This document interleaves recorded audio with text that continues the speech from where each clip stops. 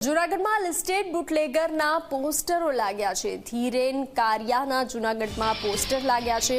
પોલીસે બુટલેગરના પોસ્ટર લગાવ્યા છે। જૂનાગઢના અલગ અલગ વિસ્તારમાં પોસ્ટર લગાવવામાં આવ્યા છે।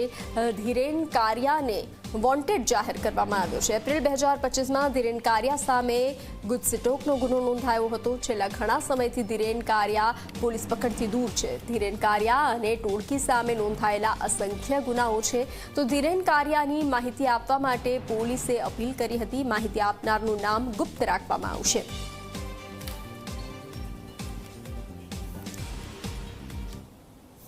મુખ્ય આરોપી ધીરેન કારિયા છેલ્લા ઘણા સમયથી નાસ્તો કરતો હોય તેના વિરુદ્ધ નામદાર ગુજસિટોક સ્પેશિયલ કોર્ટ રાજકોટમાં ભારતીય નાગરિક સુરક્ષા સંહિતાની કલમ 72 મુજબ રિપોર્ટ કરવામાં આવતા નામદાર કોર્ટ દ્વારા તેનું ધરપકડ વોરંટ જાહેર કરવામાં આવેલું।